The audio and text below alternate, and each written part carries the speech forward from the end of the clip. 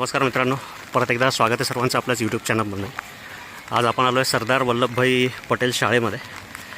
इथे एका शाळेतील वर्गामध्ये घोरपड शिरलेली आहे।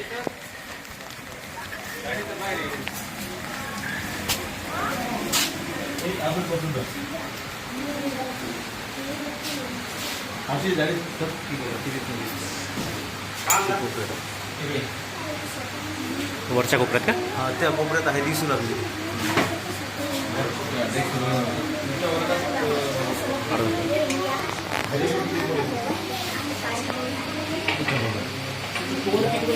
हो नाही, तोंडच आहे ना अलीकडून मागे सरकल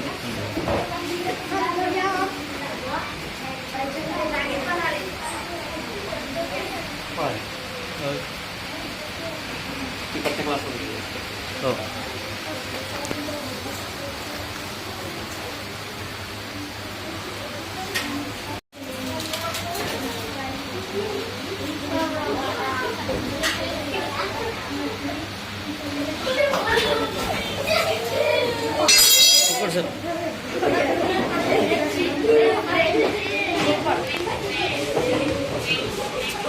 ही आहे मित्रांनो मॉनिटर लिझार्ड घोरपड। ही क्लासरूममध्ये येऊन बसलेली छोटं पिल्लू आहे।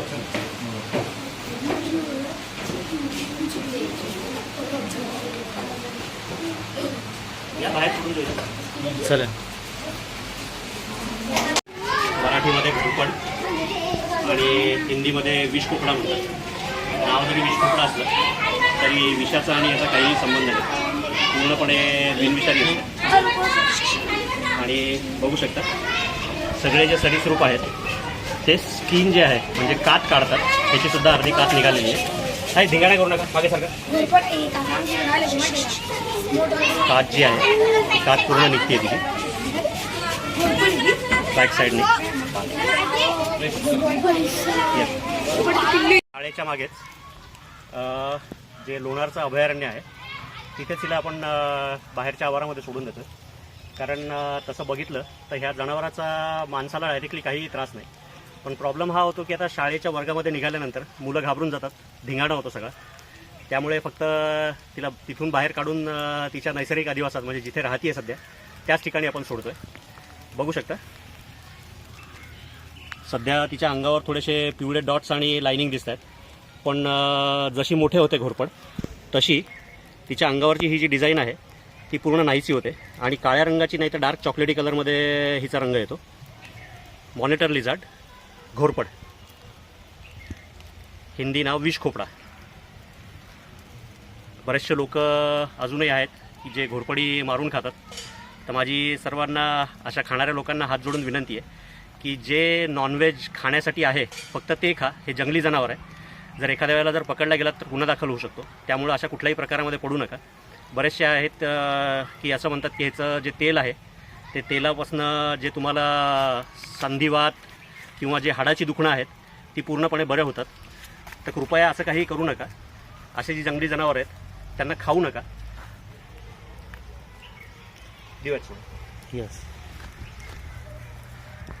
दिला मित्रांनो सोडून तिला तिच्या राहत्या घरातच। जर व्हिडिओ आवडला, काम जर आवडत असेल तर लाईक करा, अजून सबस्क्राईब केलं नसेल तर सबस्क्राईब करा आणि कमेंट करायला विसरू नका। धन्यवाद। हे आहेत आमचे प्रवीण इंगळे सर, शाळेतले टीचर इथले। कसं काय दिसली सर? आम्ही परेड घेऊ लागलो आणि अचानक वरून पत्रावरनं ती आली आणि मग मुलांनी थोडासा गोंधळ केला। मग आम्ही मुलांना सांगितलं की अरे घाबरू नका, आणि मग मुलं थोडं स्तब्ध झाले। आम्ही तसेच थांबलो, क्लास चालूच ठेवला आणि नंतर तुम्हाला फोन केला, विनय कुलकर्णी सर आपणास, आणि आपण कुठलाही क्षणाचा विलंब न करता या ठिकाणी आलात आणि मुलांना माहिती देऊन भीती घालवली आणि आम्ही निवांत झालो। सर धन्यवाद सर, काळजी घ्या, सुरक्षित राहा। शाळेतले सगळे मुलं बाहेर आलेले आहेत। आधी थोडे घाबरून गेले होते, पण सगळं व्यवस्थित समजावून सांगितल्यानंतर मुलांची सुद्धा मनातली जी भीती आहे ती निघून गेली आहे। हो दिली सर सोडून।